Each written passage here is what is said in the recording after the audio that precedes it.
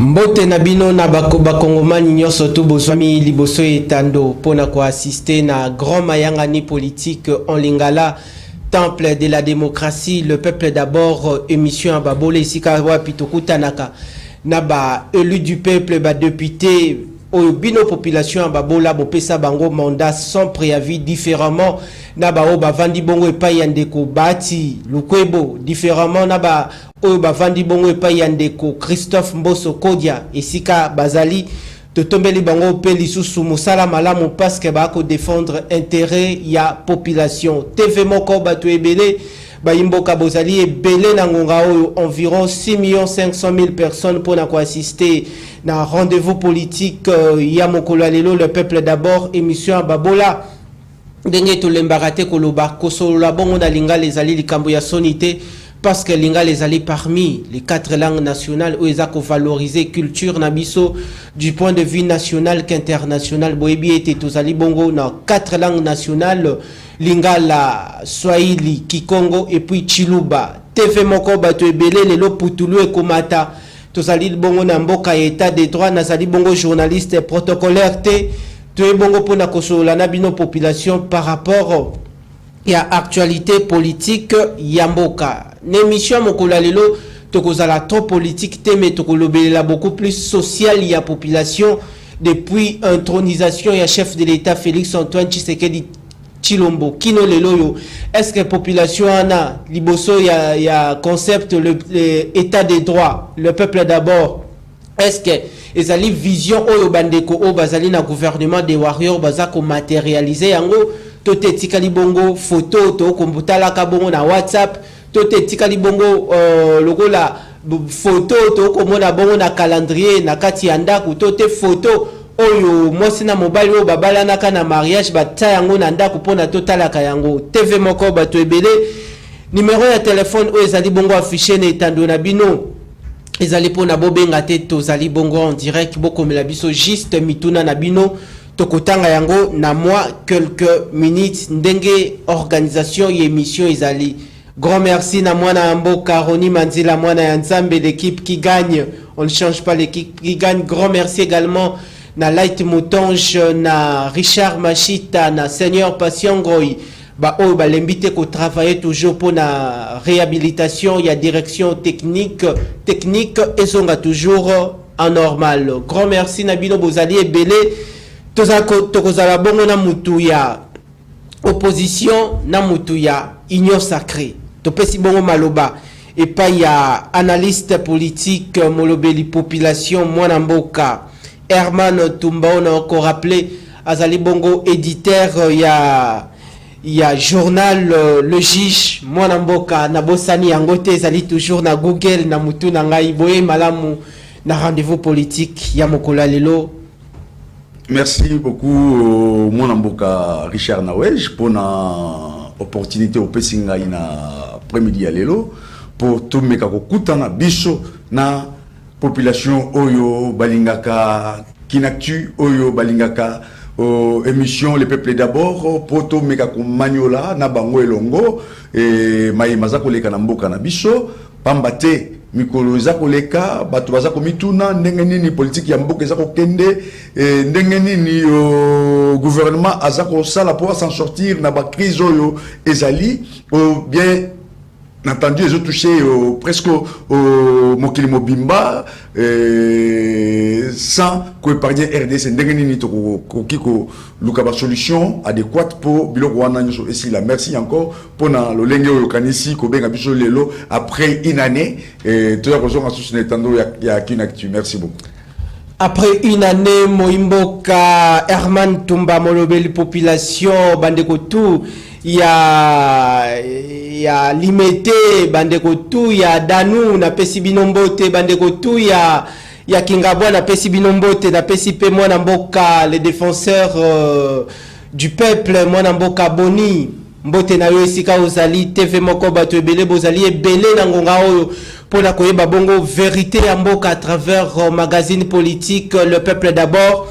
Grand merci na Moïmboka, mwana mboka André Mabouisha Lumanisha Mosala malamu et puis nzamba bakisela yo mikolo ebele na existence na yo. Mwana mboka intitulé émission ezali bongo le peuple d'abord. Uta ndeko Kondo Etienne Tshisekedi wa Mulumba zalaka de son vivant abandaka toujours na lutte na ya pouvoir kolobea toujours le peuple d'abord, état des droits. Lelo yo ndeko Félix Antoine Tshisekedi Tshilombo ye mutazali au sommet de l'état. Na seki pour na ebi introduction et réponse na yo le lenge kozala lelo yo Kondo Etienne mwana mboka Félix Antoine Tshisekedi Tshilombo yende muto ako kamba bongo mboka. Mais toko tala bongo na volet social, est-ce que ndeko Félix Antoine Tshisekedi Tshilombo a s'écarté na oba bengi le peuple d'abord to aza toujours na kati ya état d'esprit ya Kondo Etienne Tshisekedi wa Mulumba. Merci mon amboka yambo te na yano na motuna na yo na toujours kolanda betando nyonso ya mokili lelo na tongo so kolanda ki France 24 okomona ke c'est pratiquement na secteur nyonso ya vie ya misala oza na France nyonso bazana ba grève hein parce que na bango oyo ba mi benga ki développer hein Congo parce que Congo tozali en voie de développement pour ne pas parler de sous-développement oyo Kondo Mobutu azaki ko maréchal azako lingate hein ba pays à tiers monde azako lingate mais en France lelo okuta ba secteur nyonso bazali kolela po ba kisela bango et moi misolo na ba oyo bazwaka mikolo nyonso elinkolo bake na kati ya mboka ezali na ba classe nyonso sociale. Donc mutu moko te na mboka akozala riche atikali riche libela pe ba misusu baya te tozana ba classe oyo ezali ba classe moyenne classe boy mais souci ya ba français wana ezali nini tango azoko la muka na tongo sande sidi sanzana akende fungula frigo na yakuta biloko oyo ekiko pesa ye makasi po akende kosala musala ezala wana mais biloko wana na ba makambo za koleka na Ukraine commis et paralyser l'économie mondiale. Besoin comme on a des répercussions na mboka nyonso ya mindele. Mais il faut accepter si la RDC va tenir quand même cap parce que to bandike maman ndunda somba ndunda ateka ndunda pour muto somba oya sali moi ni matembele baza ko somba les Congolais vivent du jour au jour parce que nous to stabiliser et matali économie ya mboka na biso. Vous vous souviendrez aussi na prise ya pouvoir il y a président Félix Tshisekedi Mukontombolo quand il a dit que le peuple d'abord ezali slogan te ezali makambo oyo maye oyo to ko matérialiser pour lobby congolais nyonso abika bolamu na oyo ko salama na maye gouvernement a kopesa biso. Mais alors qu'est-ce qui s'est passé pendant toutes ces périodes-là? Vous allez nous juger pendant les 3 ans. Oui, d'accord. Nous vous laissons l'habitude de les faire. Mais qu'est-ce qui se passe? Nous prenons le pouvoir sans majorité et obligés de composer avec le FCC. Le FCC arrive. Tout ce qui a été dit, tout ce qui a été donné comme vision, vous le savez bien que moi, donc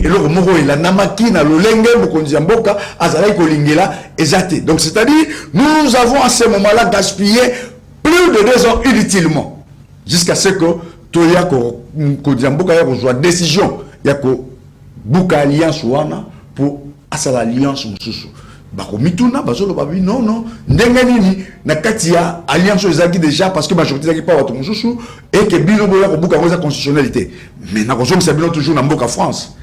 Macron a outi kozwa présidence de la République azaki na majorité. Il a dit ceci. C'est Macron qui déclare si il faut dissoudre ce parlement pour la majorité, je le ferai. Parce qu'il a vu que c'est un danger, je ne peux pas gouverner normalement sans que j'aie cette majorité. C'est avec la majorité, né au monde les loyo, moi n'amboka Barnabé Mwakadi, Aza Kosala ba recette. Nous allons nous poser des questions. Nous allons présenter 300 millions de dollars comme recette à DGI. Alors aujourd'hui, la DGI nous fait 1 milliard quelque chose. Quel calculer peut-être une différence. Différence nous avons qu'elle parce que vous êtes toujours à la hauteur de la console amour. Mais cette différence, elle est où? Et les noms de regarder au système sur le but que tu l'as dit. Mais bien, tu l'as dit. le peuple congolais a souffert pendant 18 ans. Vous étiez où? Parce que ma poche de Bilo Zalagi, ma benga na poche de peuple la bande congolais pour bannir. Pour abika bola mo retourne na motuna. To lobike avec beaucoup de patience parce que ba chantier il est tellement ébélé et que ça lama parce que sans là quoi cheminer produits agricoles vers Kitabandundu et Bakongo et ainsi de suite sans là et le mot est ça la maté. Nous sommes en train de travailler, le président de la République et son gouvernement est en train de travailler d'arrache-pied pour lobby congolais nyon soit bikabolam.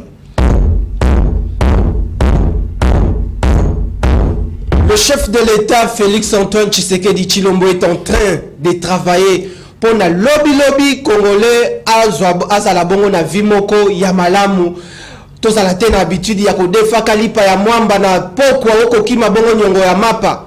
Bobi nyongo ya mapa, mama mapa ya kabongo ko luka nyongo na ye pona kende ko sala commande. Ezalaka ba 18h comme ça. Okomona responsable père de famille a kokima bongo nyongo ya mapa ya 1200 1500 francs ezali bikambu ya soni pona mboka Congo etondi bongo minéré wana eza ko profiter na ba congolais tote ba minéré wana eza ko profiter na ba étranger tomituna na ba question bino batu boko landa biso de partout vous êtes excellentes conditions télévisuelles sur les antennes de Kinactu Télévision. Votre partenaire d'excellence. Retrouvez cette émission en ligne sur notre chaîne YouTube Kinactu en un seul mot, espace TV. Le toko sur la bongo volet social toko yeba ba réalisation nini oza impact visible oh tata mokonzi ko le Félix Antoine Tshisekedi Tshilombo asaleli ba kongomani tote soki ezali to ezalité toko so bongo makanisi ya mwana mboka Herman Tumba ndeko Herman population zolanda bongo parce que outi kolobela bongo fonctionnement toté gestion ya administration publique ya l'état mais outi bongo kotanga kombo ya ndeko Barnabé Mwakadi ope na PCMBO sika azali bongo directeur général ya direction générale des impôts DGI en sigle tolanda Obama ki bongo na conseil des ministres mwana mboka Patrick Mouya ya pesi bongo compte rendu mais performance ya ba régie financière ya l'état ko mobiliser ba recette na trésor public tolanda bongo compte rendu ya trésor ya Patrick Mouya ya mention spéciale na DGI directeur général Barnabé Mwakadi tolandi Musala Kitoko. Le deuxième point de la communication du président de la République a porté sur les performances dans la mobilisation des recettes publiques. Apprécions à juste titre les performances considérables cette année en matière de mobilisation des recettes publiques. Le président de la République a félicité toutes les structures directement impliquées dans ces résultats de régie financière, avec une mention spéciale à la Direction générale des impôts et à l'Inspection générale de finances. Ces performances sans appel, a-t-il rappelé, sont les résultats des dispositifs mis en place par le gouvernement sous son leadership pour rapprocher la collecte annuelle de recettes publiques de son potentiel fiscal, estimé actuellement à près de 20 milliards de dollars. Même si la pression fiscale n'est pas encore optimale au regard des standards internationaux, mais elle se rapproche de plus en plus de la moyenne africaine de 15 à 16%. Le gouvernement devra donc dépasser cette moyenne et atteindre rapidement au moins 20% en élargissant l'assiette fiscale et en digitalisant la TVA avec les caisses enregistreuses. Le président de la République reste convaincu que ces performances constituent une opportunité pour le gouvernement de concrétiser les actions socio-économiques de son programme. Cela devrait Merci Nabino population Bouti Bongo Kolanda. Moi Namboka Patrick Mouya azali bongo porte-parole ya gouvernement de l'Union sacrée et pas azali bongo ministre en charge ya communication et médias ici en République démocratique du Congo. Aouti bongo kolobelela ezaki bongo compte rendu il y a 73e réunion il y a conseil de ministres au Salema Kibongo vendredi dernier Bouti bongo kolanda comportement malamu pona ba toute le régie financière il y a l'état notamment en direction générale il y a impôt to saluer Moussala Kitoko ya pasteur Barnabé Mwakadi, je crois to kolukayo à travers magazine politique Le Peuple d'abord toeba politique ni nos managérial oza ko mettre en place pour mobiliser ba recette belé lelo mbokeza ko bongo ko organiser ba élection na 2023 tout ça bongo na besoin ba régie financière nyo surtout ya l'état et mobiliser bongo misolo moi na mboka Herman Tumba to pesi bongo maloba appréciation to lecture ni noza nango par rapport ya makambo yo qui ya compte rendu et pas ya moi na mboka Patrick Mouyaya ndenge a salué chef de l'état a pesi mention spéciale à la DGI et puis l'inspection générale des finances malobe pas inao mais mon amboka Richard Nawej, ce n'est pas de la magie. Ce n'est pas de la magie. Ce n'est pas de la magie. Ce n'est pas de la magie. C'est tout simplement que Barnabé Mwakadi s'est imprégné la vision de la chef de l'État. Il y a que Boya, que Misoloya, l'État est contribuable et qu'il y a il y a battu. C'est pourquoi au Moni, Yemoko d'abord, je vais un peu Barnabé Mwakadi, Obengia wa pasteur, c'est un homme de Dieu. Oyo Ayebani. La première des choses, quand il a été nommé, pour votre formation, aye ko sa ba Bible na ba direction nyonso po bato ba kotanga ka Bible ba ye ba ka impose alinini ndenge nini ba ko sala misolo ya l'état zali misolo na bango te po lobby ba koya na ba tentation te ya ko yiba misolo ba tana mabenga na bango soko tuni ba jeune so DG. Moi j'ai des amis qui travaillent à la DGI na tangi Raf Katombe asala na DGI ye azolo balanga bi oyebi ba makambo tuzaka nango ya kala tokei tolobi bo yo awozana 1 million fo futa te yo pesa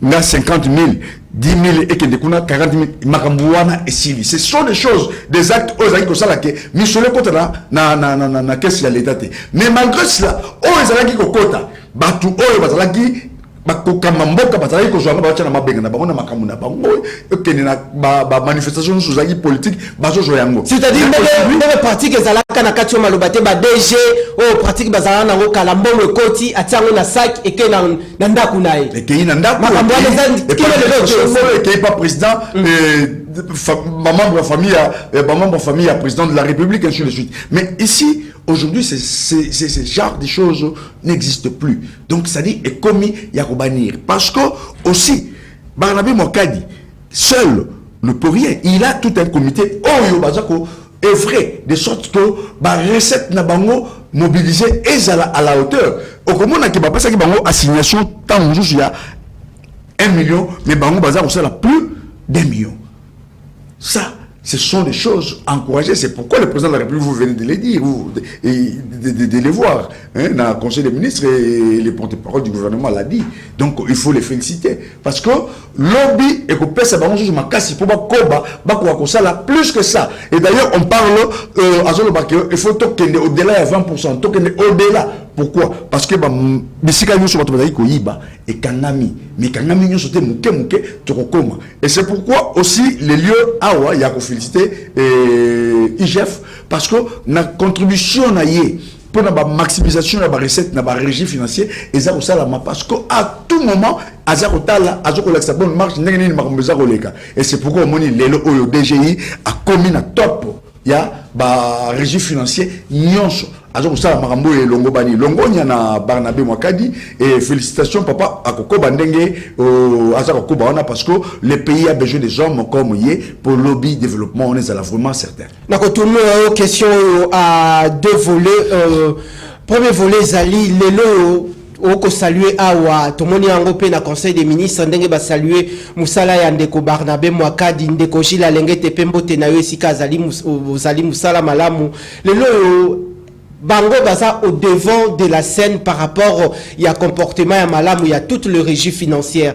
Est-ce que ba o mususu bisika nini na ba régie financière mususu ba faiblesse ezali? Est-ce que lelo comportement ya DGRA des malamu, comportement ya DGDA ezali malamu? Est-ce que comportement ya comment ya DGRK lelo ezali malamu? Toto bisika mususu kokoso ezali. Tomoni pe lelo ba mise en place ya ba mandataire mususu. Oui. Donc, régie financière Moussoussou, bien que j'ai un faible rendement, mais au moins le comportement est en train de changer. Parce qu'ils ont quand même compris que le pays vit de ses impôts. Taxe sur le développement et malgré que tu as la richesse et belé qui t'a et ton dibisomboka mais to banana nuna et sika oyo banamboka bazako futa bampako na bango yangonde ko so la pele so avant de recourir na ba secteur mususu na bandi que na DGRAD DGDA donc il y a grands efforts que ça la comme ça la makuna pour bango peut ba comme na hauteur donc ça dit bango peut pas zomi simate so ko landel peut ba recette na bango par rapport il y a ezalaka liboso na régime passé au moment qu'il y a une grande amélioration na ba recette wana donc baranabe mokadi azali yemo côté le azali tata wa yambo il y a ba recette ba o bazo ko landa na sima DGDA DGRAD DGDA pas ya mama nani madame la DG na Monique misala pesa ko salama donc informatiser le système nyonso et si kabino vous avez un percepteur bazali ko joie donc et si les autres taxés kuna biko ko kota na 1 franc donc 1 franc wana na bik ezali na kashumbale sana matadi na ba direction nyonso sika DGDA et joami donc moyen ba to ba ça sous fraude ndenge zalaki ezalité donc courage et bon continuer là wana parce que to yebi lobby petit à petit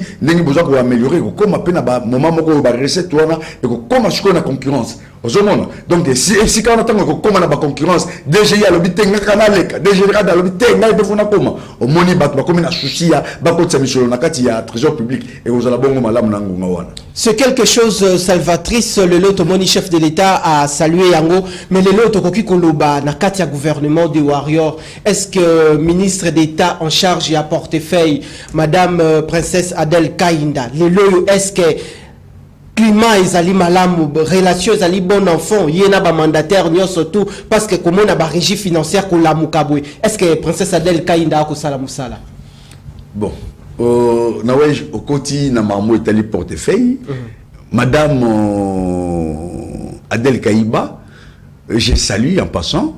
C'est les rares où à côté à bureau à 5h du matin. Rares à côté à bureau à 5h du matin. Donc on avait dit bon bien en ligne Aurore 5h du matin. J'ai vu na ba image 5h du matin à côté à rien au salani parce que Azali n'a souci ba temps perdu à récupérer yango. Et c'est pourquoi j'ai dit que portefeuille à l'État et ce que malamu madame azawana azosala musala na ndenge longobani et okoyoka te nungu boy d'abord yebsanga nanu donc depuis gouvernement Warrior rayé yoko yebsanga yi ba grève salami na ba régime donc on a climat convivial ba RVA sur les Lumba Congo Airways il y a des choses grève c'est rien la grève écoutez quelque part aussi il y a des faiblesses écoutez bien que vous savez ça va œuvre humaine donc imperfection mais ce n'est pas dans la totalité mais au moment que le climat où régner na kati ya entreprise à portefeuille à l'état na ministre de bon titel ezali ya bon fixe donc rien alors rien parce que solution nous sommes aux joiements au moment que quelque chose ali madame la ministre a convoqué bango ba ko trouver ba solution et puis ba bimisi yango makamuncho salami ndenge elongo bani je pense que ceux qui ba ministre mususu bazo ko emboîter pas le rôle la madame Adel Kaïba na ministère ya portefeuille et aux malam parce que façon à gérer les secteur naïe toujours kata nungu mon côté coup de chapeau na maman Adel Kaïba continuer d'engoana le gouvernement de Warrior faille ezali to ko bomba ya moté mais bazali ko exceller il faut to pesa bango longonya parce que toujours mon ngo ndenge za ko salama. Merci Nabino population wanezala tozala lobela qui beaucoup plus secteur il y a l'état par rapport il y a la régie financière les lo mboka Congo et sengeli bongo et ça la misolo nango fonds propre to boyi les lo to compter bongo pour organiser bongo maponomi na 2023 bongo uta bongo Royaume-Uni bongo uta bongo États-Unis d'Amérique bongo uta bongo Canada bande ko ana ba ko pesa bongo Congo misolo intérêt na bango ezali nini biso to kozwa intérêt na bango ezali nini lelo esengeli ko saluer bongo musala oyo portefeuille na biso e ko sala longonya na mwana mboka princesse Adèle Kainda toko pusana à travers le peuple d'abord ya mokolo lelo mwana mboka Herman Tumbazana pona ko éclairer bino population ya babola boloba ki ete boko defa bongo lipa lelo esengela démontrer bino liboso na bino population lolenge nini tata mokonzi ekolo akoki kosilisa pasi oyo congolais continuera toujours kodefa bongo lipa oyo ezali bongo likambo ya soni mpona mboka munene Congo. Toko changer bongo chapitre pona to aborder cette fois-ci toza toujours na social ezali bongo na ba volet belé toko kusimba sikoyo volet sécuritaire pona tozwa bongo état de siège toza wapi province ya Nord Kivu Ituri lelo tokomi wapi situation sécuritaire musala ni ba gouverneur militaire ba na terrain ba ko sala faiblesse ni ezali na kati ya armée na biso lelo yo appui militaire ya ba troupes étrangères pourquoi pas ko compter na FARDC na biso ko doter bango ba moyens conséquent pona ba bunda ba benga na bongo be ennemi toko lobela bongo situation ya Bunagana o kino lelo 4 mois la cité les sous contrôle de forces négatives. Tolandi bongo bilili na ngambu ya régie. Merci na yo mwana mboka Richard Machita tolanda bongo botala oyo kolekana na kati ya Bunagana et puis tozonga tozo bongo makanisi ya mwana mboka Herman Tumba tolandi. Ils ont regretté que ces rebelles et leurs alliés aient profité de ces temps pour consolider leur position militaire de Tchandjou, Runyoni, Bunagana et Kabinzi. Sur le plan socio-économique, les échanges commerciaux se poursuivent via la frontière de Bunagana entre l'Ouganda et cette partie du territoire national sous occupation rebelle. Le marché de Bunagana, qui se tient chaque lundi, et celui de Tchenguerero chaque vendredi, accueille plusieurs camions de commerçants ougandais qui amènent leurs produits manufacturés et s'approvisionnent en produits vivriers de la RDC. Des sources locales précisent que le poste frontalier de Bunagana, côté congolais, fonctionne sous le contrôle du M23. Certains habitants venus du camp de réfugiés congolais en Ouganda sont revenus dans la zone, les uns volontairement, les autres par la force. Ils se sont joints aux habitants contraints de vivre dans cette contrée sous l'administration rebelle. Il y a 2 jours, le porte-parole du gouvernement militaire du Nord Kivu, général Sylvain Ekenge, affirmait que l'armée congolaise s'est préparée à la reconquête de cette partie du territoire de Rutshuru.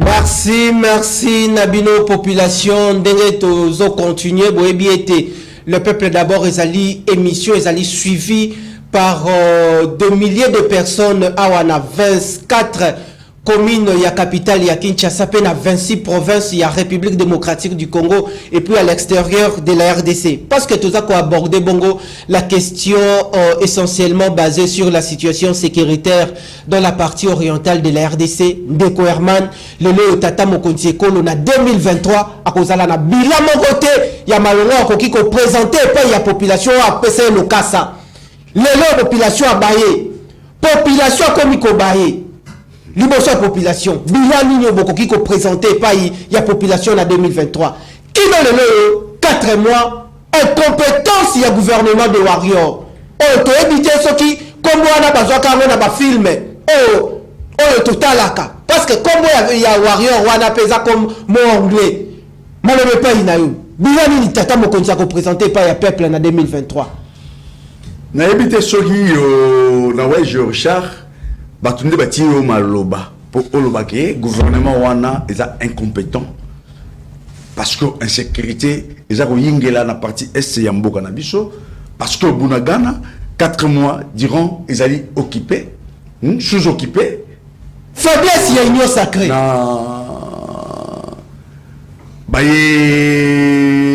ba théorie rebelle ya M23 au bazali soutenu par l'armée génocidaire ya Rwanda dirigée par Paul Kagame. Je ne sais pas ce que mituna on est outi au wapi. Je veux vraiment mituna la population à Babola na roloba na mutema nanga pona la kisayo. OK, pusana. Lelo Kabila Joseph Oh, ancien président. Oui. Boko Kamamboka, Boko Zongele sous Kabila Pwani. Kabila Vanda Kimia, Boti Kaye Kimia, sénateur à vie, Bilonde Boa Kambi Yamboka. Faut s'assumer. Oui, puis sur le boss a dit aujourd'hui bah histoire. Yamboka te, moi yo préparé présent dans futur na yo. Ah, si quoi lingo zonga na histoire, zongi sa population na histoire. 2 élections organisées par Joseph Kabila. Parti Est, Yamboka na biso.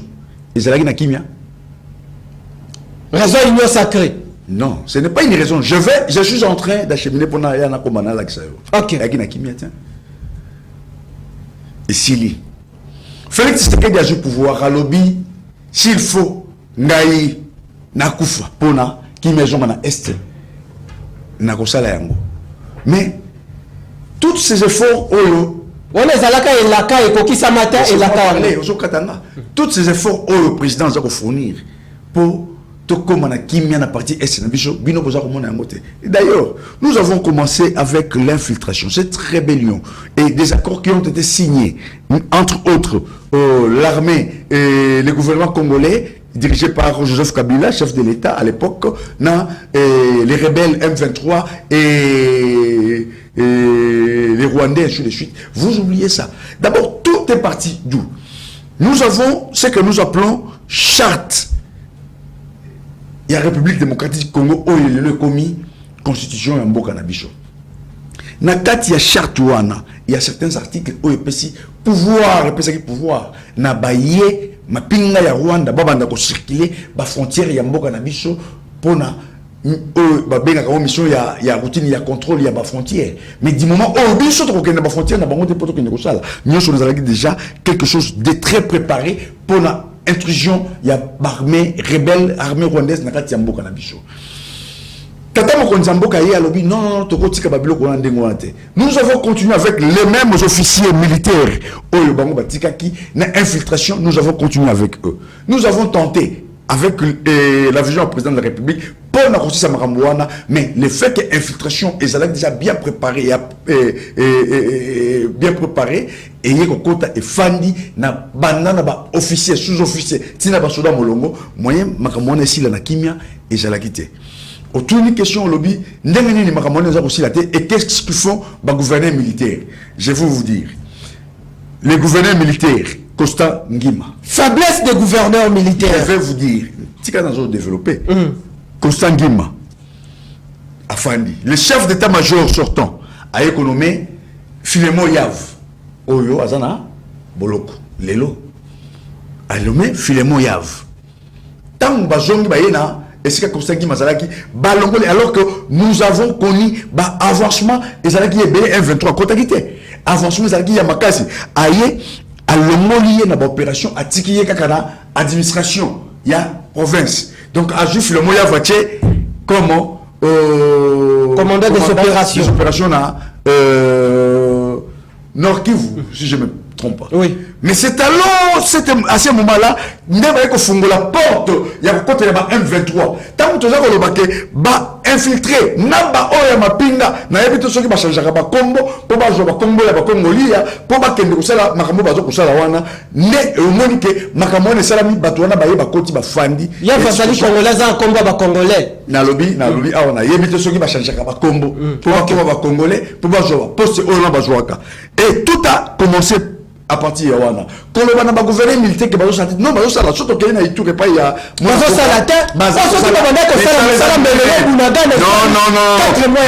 Écoutez, combien de civils va ça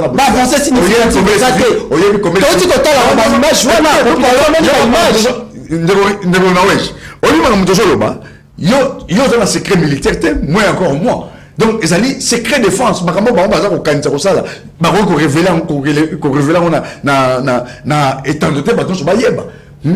Donc, au moins elo réseau les grands années. Combien de civils bazali wana? Donc, il faut avoir des stratégies. Oh, donc tu vas ça là pour pas débuter mouna wana longwa pour population batika la ofanda na kimia parce que pour banda bitu manakati ya bamboka batu wana ba civil wana bakufa nenge bazali kufa pour mesano. Non, il faut avoir des stratégies. Et nous saluons aujourd'hui mise en place sur le salami na président de la République parce que il faut comprendre que biloko wana possible il faut tout ça la boy. Autour une question moko mususu. Pourquoi mise en place Nangonga oyo? Utilité à mise en place ces années. Vous, j'ai dit que bino nangai tout ça le secret militaire. Makambo nyonso avant que ça la yango, il faut ça la étude moko approfondie pour y décider qui mettre, qui changer. Nani yango pourquoi ils ont marché té. Bon, qui mettre? Écoutez. C'est décidé pour ça qui va Écoutez. Dans l'armée, on ne peut pas, aujourd'hui on change, demain on change. Non. Il faut aussi la étude approfondie. Si il y a un moment où on dit que l'élo a décidé que tcha bakambia armée yasika oyo bakoki ko répondre na batante ya population oyo bakoki ko zoza kimena bunagana. Et deuxièmement, autour obi est-ce que l'armée congolaise a une capacité ya kende ko bunda pe ko sala que kimia zonga banguna na bakende le lento komi ko compter na ba Kenya ba Soudanais les États na mapinga ya Congo bino il faut bon monaka il y a aucune armée dans le monde aucune armée dans le monde aroko kende bitumba mususu yemoko sange asenga soutien ya balinga na ina bitumba na Rwanda nazo tuna ko ganga pays ya muke koloba mingi ezali koyeba makabute pusana na yebisa yo omoni tango États-Unis aki ko bundisa Irak na makambo etalaki Koweït. Tango Irak a envahi Koweït. Ok. La faiblesse yaba Koweïtien. Quel pays a été parlé devant pour qu'il négocier sa makambo? C'était les États-Unis. Il n'est pas allé seul parce que je suis en train de combattre l'Irak. Les Français qui comme Balier, les Allemands qui comme Balier, même le Russe qui comme les alliés. Les États-Unis pour babouter qui Irak à l'époque nakati ya Koweït et chose faite biso tuzaki na droit de veto o to loba ke makamone sala mandengona yango monaka balandi trésorier ya ba Koweïtien kotaka awo. Alors nous n'avons pas un seul pays qui est en train de combattre en RDC. C'est la guerre en RDC. Nous parlons du Rwanda. Le Rwanda n'est que l'ombre marionnette aux utilisés dans les occidentaux. Tout le monde le sait très bien. Qui est derrière les Rwandais? Qui est derrière? Vous savez, il y a les États-Unis, les Anglais et tous ces multinationaux. Qu'est-ce qu'il faut maintenant faire? Voilà. Et c'est pourquoi il faut consolider l'unité nationale. Moi, je ne vois pas l'opposition aujourd'hui. Quand nous parlons de l'opposition, je ne vois l'opposition républicaine. Aujourd'hui, je veux saluer Mouzitou parce qu'il fait ce qu'on appelle l'opposition républicaine. Ce n'est pas aller nous chanter Congo et puis plairer. Au lieu de vendre ces véhicules. Ça, c'est une autre histoire, monsieur. Qui parle de la sécurité? Qui doit prôner l'unité nationale là? Qui doit prôner l'unité nationale? L'unité nationale, c'est le président de la République qui prône l'unité nationale. Jusqu'à présent, ça a voté. Non, papa, vous vous souviendrez, quand le président de la République a initié ma consultation, et ça dit point, ce n'était pas pour prôner l'unité nationale. Et tout celui qui est venu avec édifice naïe na makanisi naïe pour appeler ça nana ngole lo retomba msapa bi makambo ngana lobaki sala minde ngwana te muto retomba msapa za te ba o lobaki ndakite makambo ya bango ba lobaki za wapi tango ya moni lelo nazo saluer et l'opposition républicaine nous a incarné Adolphe Mouzitou wa makambo za sala lelo. Donc c'est quelqu'un qui parle et quand il fait des critiques il donne des pistes de solutions et ces pistes de solutions là n'est pas resté comme ça. Donc les gouvernements bazo prendre en compte pour lobby ici là. La moi je suis en train de parler ici d'Adolphe Mouzitou. Je n'ai pas parlé de Fayoulou. Fayoulou c'était un bon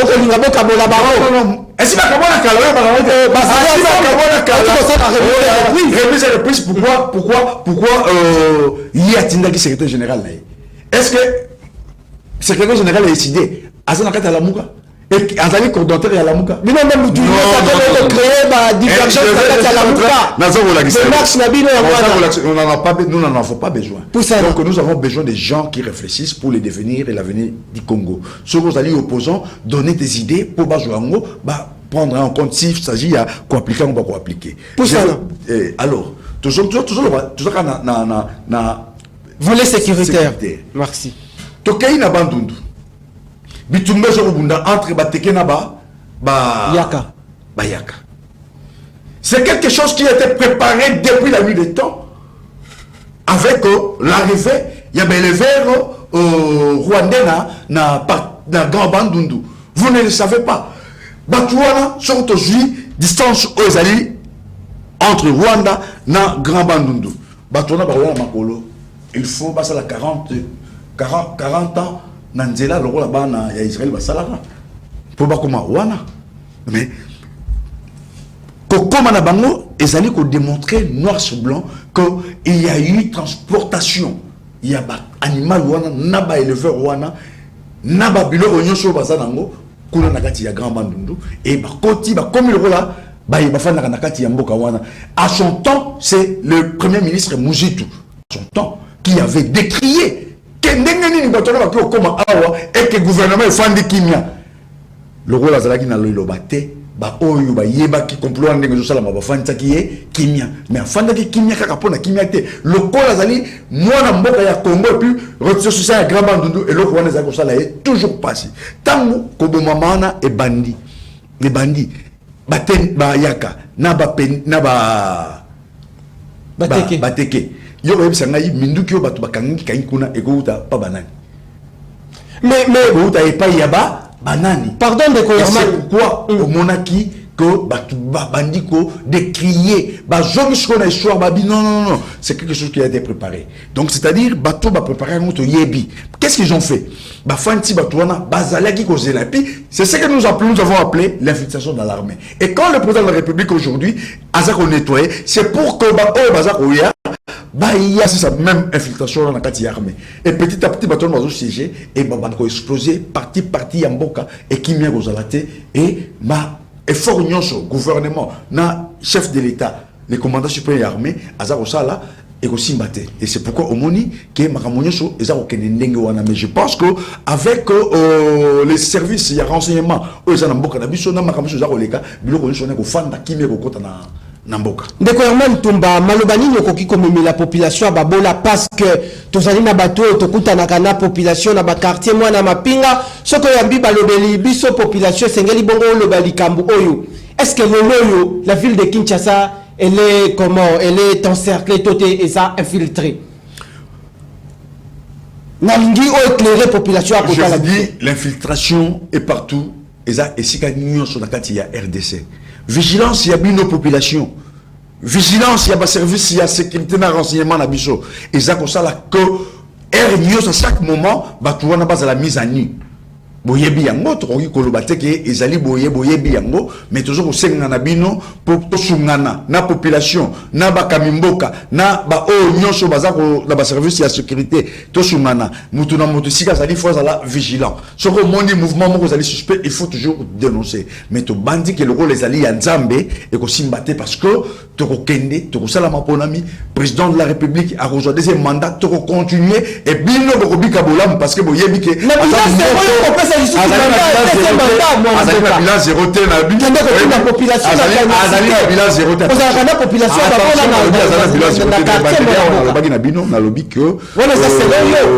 na lobby que magamunyo soza salama surtout dans le secteur il y a infrastructure Italie et qui a communication boza ko mona yango bandila ndenge za ko tungama et botuni makambo mai parce que na mona ba sujet na yo yebi ke bango banda basali juste bazaki tana projet moko te mais vous na courant na Kinshasa égalité des usines ya mai uti ko tungama et maintenant et comme phase mususu ya ko servir Kinshasa na Congo mobile et comme phase mususu il y a canalisation pour ba mai wana ko tana ba secteur ya ba commune nyonso et na makamotali lotiliki bozala kimia ba misala za ko salama ba biloko nyonso ko sila et mokonzambo kazali ko travailler d'arrache-pied pour na ko sila makambo oyo tomoni na ba mandataire ya sika na régie des eaux national le politique le cahier de charge ni sengeli ba ko sala nango parce que population Kinshasa ko la par rapport ya mai na ko eza na couleur politique mokoté parce que bato wana bazali ba oyo ba longa ki na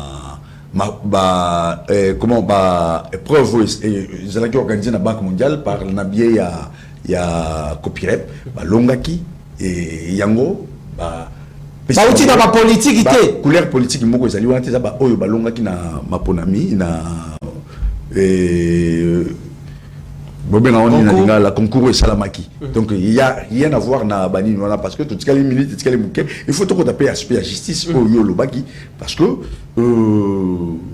mitsuneza yo mais alors mon mboka question motuna mususu ezalaki na registre sécuritaire lelo tomonaki opération ya bouclage ezalaki bongo lancé en premier lieu na commune ya Lingwala tomoni susu na Mombele Salemi. Est-ce que bit nini obazo sale la bongo opération na ya bouclage et puis finalité na yango ezali nini bandeko nyonso to bazali bongo komba kuluna o ba ko kanga esengeli batinda le baona makala to esengeli bakende kanya makasisi un parent responsable arondi makofi frena mwana ya kuluna wazako tungisa ba paisible citoyenneté pona koyebisa lelo ndenge na uti boy na tonga fana bima na jui mwana kasi na ngai ya kuluna na kantiye na maboko ya lelo yo moko ngai moko ozi problème na famille te na lobby na sali yango otiki wa tiki na maboko ya polusu ba komema na aza mineur ba komema na parquet aussi ka basami saka ba mineur et puis na pesi meeting donc il faut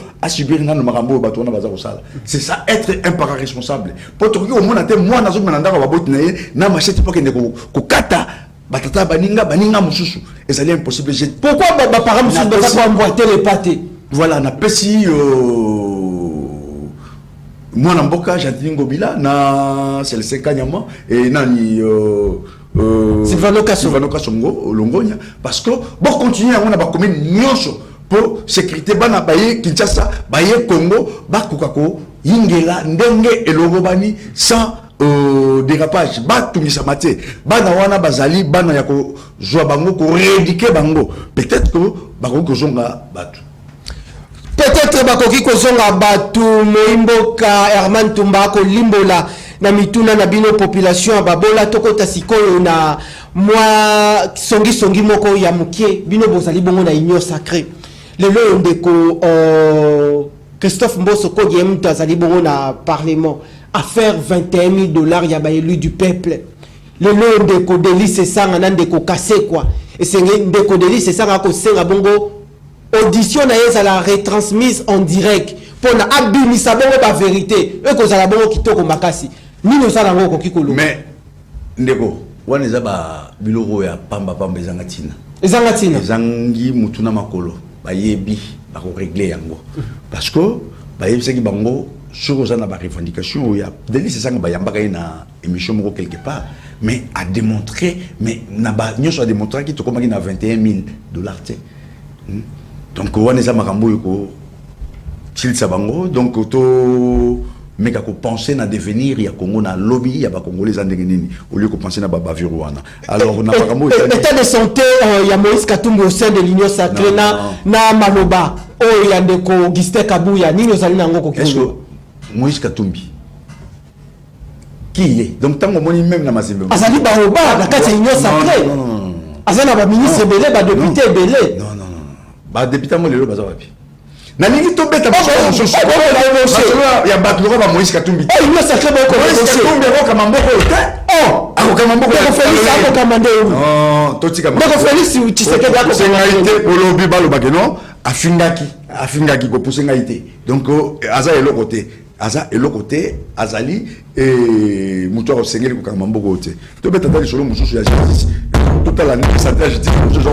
merci Nabino Baimbo Kato Kosolola à travers magazine politique en lingala le peuple d'abord to komi bongo na dernière thématique nabiso lelo to lobela bongo justice congolaise lelo est-ce que justice nabiso eza ko pesa confiance les sous pas il y a population to uti bongo ko landa bongo recrutement il y a ba nouveau magistrat lelo nini tokoki koloba observation pe selema ke pa ya tata mokoti ekolo par rapport ya faiblesse ba raté belé zali bongo la justice congolaise na biso est-ce que na 2023 tokoki ko croire na cour constitutionnelle. Mais le président de la République n'a seulement pas parlé de faiblesse, il a dit que ça ne marche pas parce que ba betimbela ya réforme mais ba tuwana bazako comprendre mais il y a bango de sauter il y a quelques-uns nazo otanga parce que na utaki matadi na commune na tribunal ya matadi pas ya tribunal des grandes instances à Matadi et oui kangami na mona mboka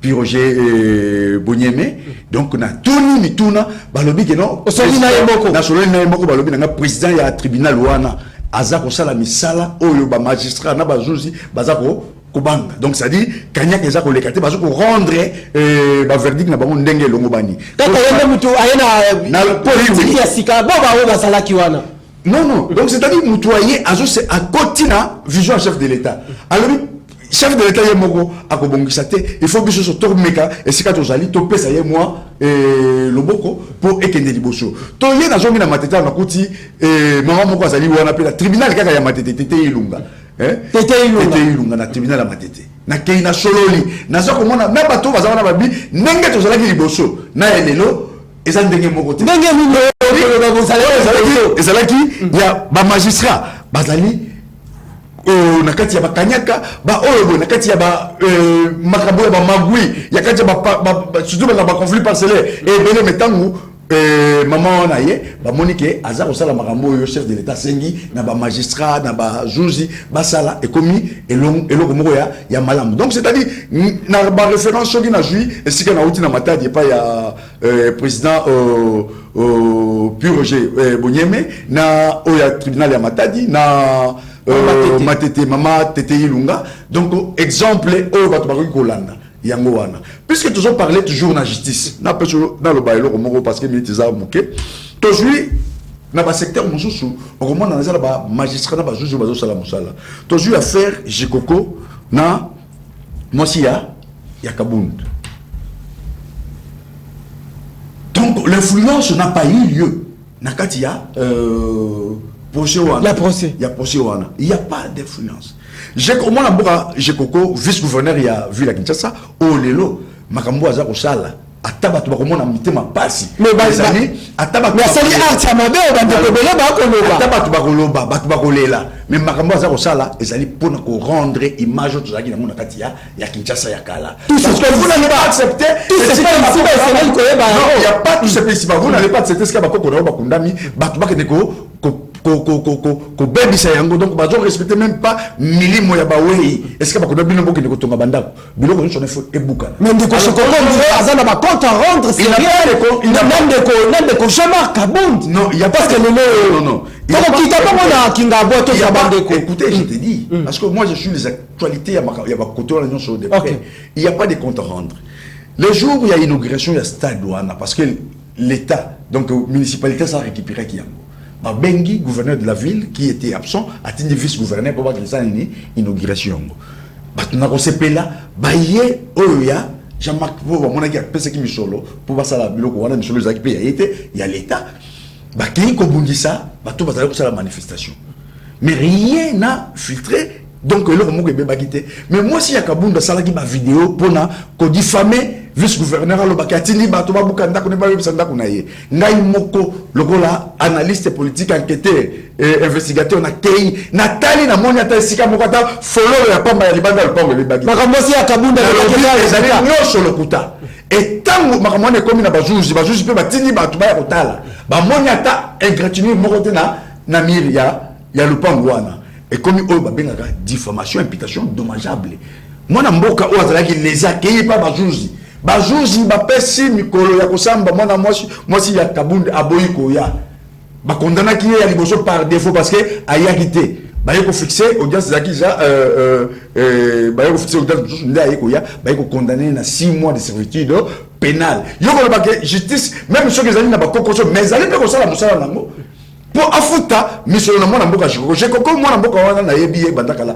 atumbola kama akobundisa de Kabund akobundisa na nini akobundisa ye mwana mboka Jekoko toujours na action caritatif oh ya sala kana ba secteur tu le azali vice gouverneur azali pona kinga bote limitete azali vice gouverneur pona Kinshasa mobimba stade mwana ko belela l'état zalaki ya kolala na misolo ya ndeko Kabund non nazolo ba makambo etali wana za babuzoba parce que to ya kotanga bakomba bato wa déjà ko pesa bango nini tika na lobela ta mwana mboka Jekoko parce que lelo bato nyoso fo ba yeba que ba décision oblim bozomo ezali impopulaire ezali na tina parce que Kinshasa muto aye poison ngisa image ya Kinshasa ndenge ezalaki ezali duo Jekoko Ngobila lobby to vivre et to mona auto lo bakana lingala et to lo bakanini o na bosani batema qui vivra verra donc de to lo baka bo mona ngo différence ça ni yana Nerombungu de Koshekoko il est sur les différence c'est ça na Nerombungu Koshekoko ça sur les terrains Mbungu pas ça qui na terrain